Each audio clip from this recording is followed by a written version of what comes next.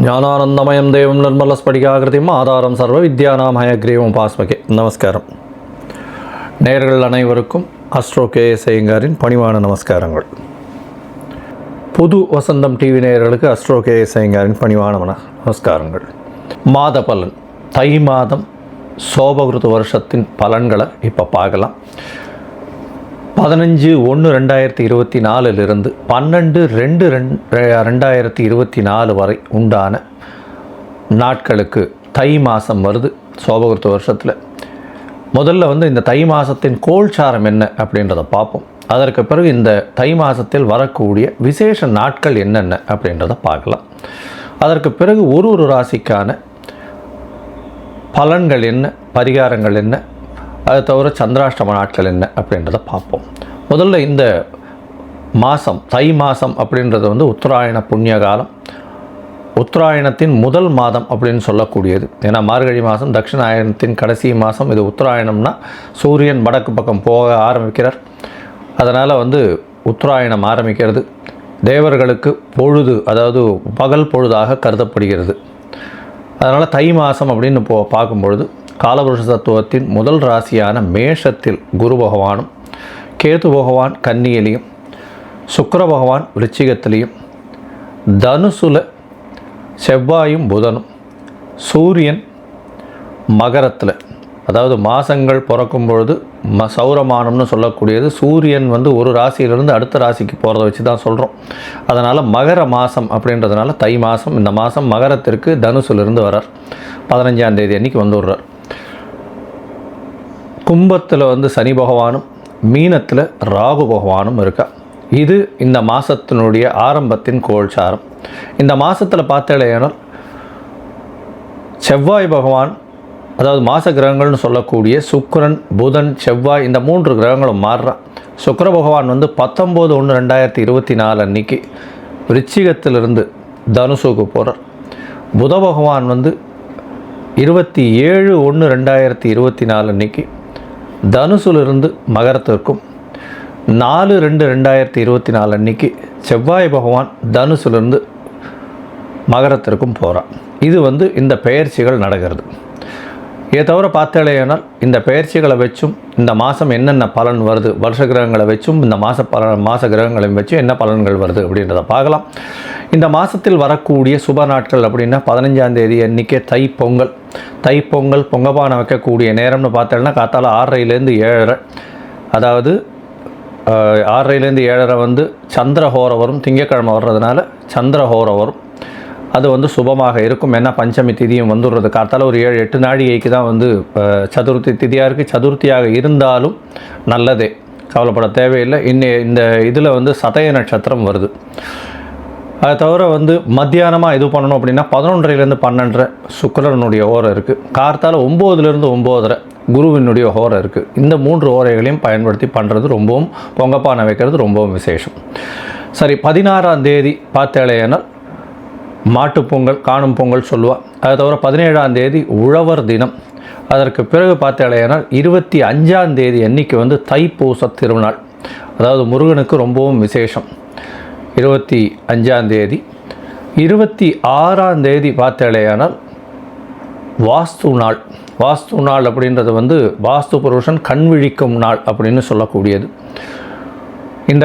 இந்த நாளில் பார்த்தேனால் எந்த கிரக பிரவேசமோ, புதுசாக வீடு மனை கோல் போடுறதோ, அதை தவிர வீட்டுக்கு அட்வான்ஸ் கொடுக்கறது, இந்த மாதிரியான விஷயங்கள் பண்ணால் அது எந்த நேரத்தில் பண்ணலான்னா கார்த்தால் 9:52லிருந்து ஒரு 1.5 மணி நேரம் அப்படின்னு சொல்லக்கூடியது 11:30-32 நிமிஷம், அதாவது 10 மணிலேருந்து 11:30 மணி வரலும் வச்சுக்கோங்களேன். இதில் ஒரு இதுவும் 18 நிமிஷமாக 5ஆக பிரிக்கிறோம். அதில் முதல்ல தூங்கி எழுந்து முகம் கழுவி அதை குளிய இது பண்ணுறார். அதுக்கப்புறம் குளிக்கிறார். அதற்கு பிறகு பூஜை செய்யும் நேரம், அதற்கு பிறகு போஜனம் செய்யும் நேரம், தாம்பூலம் தரிக்கும் நேரம். இந்த கடைசி 18 நிமிஷம், அதாவது 36 நிமிடங்கள் இருக்குது இல்லையா, அதாவது 11:30 மணிக்கு முன்னாடி ஒரு 36 நிமிஷம், அதாவது 11:22க்கு முடியும். 11:22க்கு முன்னாடி ஒரு 36 நிமிஷம் 10:45லேருந்து வச்சுக்கோங்களேன். இந்த காலகட்டம் பெரிய ஏற்றமான காலகட்டம். ஏன்னா இந்த காலகட்டத்தில் அவர் போஜனம் செய்கிறதும் அதற்கு பிறகு வந்து தாம்பூலம் தரிக்கக்கூடிய நேரமாக இருக்கிறதுனால இந்த நேரத்தில் அந்த இது அடிக்கால் போடுறது, அதை தவிர வந்து வாசக்கால் ஊன்றது, புதுசாக வீடு மனை கட்டுறதுக்கு ஆரம்பிக்கிறது, இது எல்லாம் வந்து பெரிய ஏற்றத்தையும் மாற்றத்தையும் கொடுக்கும். இந்த வாஸ்து நாளில் எந்த வித தோஷமும் கிடையாது. ராகுகாலம், யமகண்டம், குளிகம், நட்சத்திர பேதம் எதுவுமே கிடையாது. அந்த வாஸ்து புருஷன் கண்விழிக்கும் நாளில் வந்து இது எல்லாத்தையும் எடுத்து பண்ணுறது நல்லது. எல்லா ரியல் எஸ்டேட்காராலும் இந்த இடத்துல டயத்தில் பண்ணுவாள்.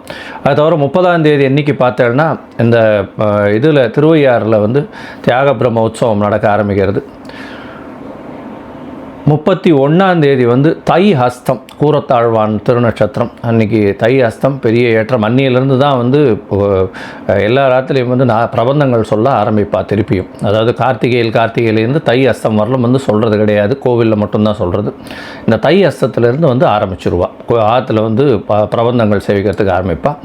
9/2/2024 அன்றைக்கி தை அமாவாசை. இது வந்து ஒரு பெரிய ஏற்றமான விஷயம். ஏன்னா தை அமாவாசை பித்ருக்களுக்கு கொடுக்க வேண்டிய கர்மாக்களை செய்ய வேண்டியது, பெற்றோர்கள் இல்லாதவர்கள் செய்ய வேண்டிய கர்மா. பொதுவாகவே பார்த்தாலேனா 3 அமாவாசைகள் ரொம்பவும் முக்கியமானது. எல்லா அமாவாசையும் ரொம்ப முக்கியம், அதில் 3 அமாவாசைகள் ரொம்பவும் முக்கியம். அதாவது ஆடி அமாவாசை, புரட்டாசி அமாவாசை, தை அமாவாசை, இந்த 3 ரொம்பவும் முக்கியம். இந்த 3ம் வந்து கண்டிப்பாக வந்து பித்ருக்களுக்கு செய்ய வேண்டிய கடன்களை கண்டிப்பாக செய்யணும். யாராவது அதாவது பேரண்ட்ஸ் இல்லாதவங்க இது பண்ணலை அப்படின்னா அவர்களுக்கு வரக்கூடிய சந்ததிகளில் பார்த்தேன்னா 5ஆம் இடம் 9ஆம் இடம்னு சொல்லக்கூடிய பித்ருக்கார, அதாவது பூர்வ புண்ணியஸ்தானமும் சரி பாக்கியஸ்தானமும் சரி பாதிக்கப்படக்கூடிய வாய்ப்புகள் மிகவும் அதிகம். அதன் மூலியமாக வீட்டில் வந்து சில பிரச்சனைகள் தேவையில்லாமல் வந்து திருமணம் ஆகாமல் இருக்கிறது, இந்த மாதிரியான பிரச்சனைகள்லாம் கொஞ்சம் திருமணம் ஆகாமல் இருக்கிறது, எர்லியாக வந்து டெத்து வர்றது, தேவையற்ற நிகழ்ச்சிகள்லாம் வந்து அசுபங்கள் கொஞ்சம் அதிகமாக நடக்கக்கூடிய வாய்ப்புகள் நிச்சயம் உண்டு. அதனால் அதை தவிர்க்கிறதுக்கு இதை பண்ணுறது ரொம்பவும் நல்லது. சரி, இந்த மாதத்தில் பார்த்தலைன்னா தை மாதத்தில் எல்லாம் ஒரு ராசியாக எப்படி இருக்குது அப்படின்றத பார்க்கலாம். அதற்கு முன்னாடி என்னுடைய மொபைல் நம்பர் கீழே ஸ்க்ராலிங்கில் போயிட்டுருக்கு. உங்களுக்கு அஸ்ட்ராலாஜிக்கல் கன்சல்ட் தேவைப்பட்டதுன்னா எனக்கு ஃபோன் பண்ணுங்க. நான் உங்களுக்கு உங்களுடைய date, time, place of birth அது எல்லாத்தையும் பார்த்துட்டு ஒரு சந்தி இருக்கா, அதாவது ஒரு ராசிக்கும் அடுத்த ராசிக்கும் நடுவில் இருக்கா, இல்லை ஒரு நட்சத்திரத்திலே எந்த பாதத்தில் இருக்குது, பாத சந்தியா, நட்சத்திர சந்தியா, இல்லைன்னா லக்ன சந்தியா, இது எல்லாத்தையும் பார்த்துட்டு இன்றைய கோல்சார பிரகாரம் எப்படி இருக்குன்றதை பார்த்துட்டு அதற்கு பிறகு உங்களுடைய தசா புக்தி எந்த அளவுக்கு பெட்டராக இருக்குது, அதற்குண்டான எளிய பரிகாரங்கள் என்னென்ன செய்யலாம் அப்படின்றத வந்து சொல்கிறேன். நான் இதற்குண்டான கட்டணம் என்னன்றதையும் நான் சொல்லிவிடுறேன். சரியா? இப்போது ஒரு ராசியாக இந்த தை மாதம், அதாவது 15/1/2024 முதல் 12/2/2024 வரை இருக்கக்கூடிய நாட்களுக்கு என்னென்ன பலன்கள் அப்படின்னு மேஷம் முதல் மீனம் வரை பார்க்கலாம். ரிஷபம், கிருத்திகை, ரோகிணி, மிருகசீரிஷம், இந்த 3 நட்சத்திரம் 9 பாதங்களை கொண்ட ராசி. ராசியின் அதிபதி அப்படின்னு சொல்லக்கூடியவர் சுக்கிர பகவான் சமசப்தமத்தில் இருக்கார். இந்த மாதம் ஆரம்பிக்கும் பொழுது பார்த்தோன்னா முதல்ல ஒரு 4 நாளைக்கு சமசப்தமத்தில் இருக்கார். நல்ல ஒரு விசேஷமான காலகட்டம். ராசிநாதனே உங்களுடைய ராசியை பார்க்கறது நல்ல ஒரு ஏற்றத்தை கொடுக்கக்கூடிய காலகட்டம். அதற்கு பிறகும் பார்த்தலையானால் உங்களுடைய ராசிக்கு 8ஆம் இடத்துல மறைந்து இருந்தாலும் சுக்கிர பகவான் குரு பகவானின் பார்வையில் இருக்கார். அதனால் என்ன ஆகும் அப்படின்னா சிறு உடல்நிலைக்கு பிரச்சனைகள் வந்தாலும் வெளிநாடு வெளியூர் பிரயாணங்கள் வரக்கூடிய வாய்ப்புகள் இருக்குது. ஏன்னா குரு பகவான் பார்க்கறதுனால பிரச்சனைகள், சிறு பிரச்சனைகள் வரக்கூடிய வாய்ப்பு உண்டு. அதாவது உடல் நலத்தை மட்டும் கொஞ்சம் ஜாகிரதையாக பார்த்துக்கோங்க.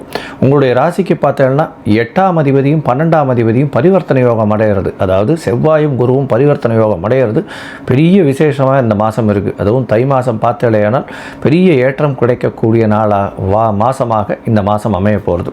உங்களுடைய ராசிக்கு பார்த்தீங்கன்னா உடல் நலத்தில் சற்று, அதாவது ஒரு 19ஆம் தேதிக்கு மேலே சற்று தொய்வு இருக்கக்கூடும்.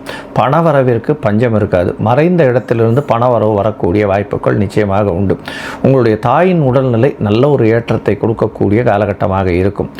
திருமணத்திற்கு பார்த்து கொண்டிருப்பவர்களுக்கு சற்று காலம் ஏறும். அதாவது 8ஆம் இடத்துல சுக்கிர பகவான் மறையிறதும் 12ஆம் இடத்துல குரு பகவான் மறையிறதுனால இப்போ வந்து கைகூடக்கூடிய வாய்ப்புகள் நிச்சயமாக இல்லை. இந்த மாதம் பார்த்தலையானால் உங்களுக்கு தொழிலில் மிகப்பெரிய அபிவிருத்தி வரும். 10ஆம் இடத்துல வந்து சனி பகவான் இருக்கிறதுனால உங்களுக்கு தொழிலில் பெரிய அபிவிருத்தியும், 9ஆம் இடத்துல வந்து சூரிய பகவான் 9ஆம் இடத்துலையே போய் இருக்கிறதுனால, அதாவது 9ஆம் இடம்னு சொல்லக்கூடியது பொதுவாகவே வந்து பித்ரு காரகஸ்தவம் அப்படின்னு சொல்லுவோம். அதோட பித்ரு காரகனே வந்து பித்ரு ஸ்தானத்தில் போய் உட்கார்றது அப்படின்றதுனால சிறு சிறு உபாதைகள் தந்தையின் மூலியமாக வரக்கூடிய வாய்ப்புகள் நிச்சயமாக உண்டு.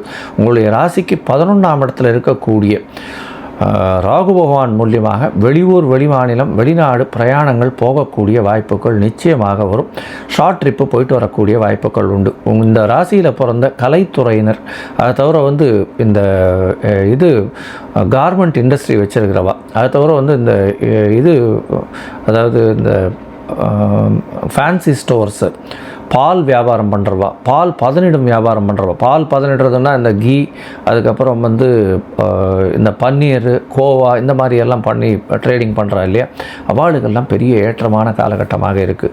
படிக்கக்கூடிய இளைஞர்களுக்கு நல்ல ஒரு ஏற்றம் கிடைக்கும். ஏன்னா உங்களுடைய 9ஆம் இடத்துல வந்து சூரிய பகவான் இருக்கிறதுனாலையும், சூரிய பகவான் வந்து பெரிய ஏற்றத்தில் இருக்கக்கூடிய காலகட்டம்ன்றதுனால படிக்கக்கூடிய மாணவர்களுக்கெல்லாம் நல்ல ஒரு ஏற்றம் இருக்கும். வெளிநாடு போகக்கூடிய போஸ்ட் கிராஜுவேஷன் படிக்கக்கூடிய மாணவர்களுக்கு வெளிநாட்டுக்கு பார்த்துட்டு இருந்தீங்கன்னா நிச்சயமாக வெளிநாடு போகக்கூடிய வாய்ப்புகள் உண்டு. 8, 12 பரிவர்த்தனையும் மாறுது. குரு பகவானாலும் பார்க்கப்படுறது, பெரிய ஏற்றம் கிடைக்கும். ஷார்ட் ட்ரிப்பு உங்களுக்கு வந்து இந்த வெளிநாடு போய் படிக்கக்கூடிய மாணவர்களுக்கு போகக்கூடிய வாய்ப்புகள் இந்த மாதம் நிச்சயமாக வரும். நினைச்ச யூனிவர்சிட்டியை அவளுக்கு வந்து சேரக்கூடிய வாய்ப்புகள் நிச்சயமாக உண்டு.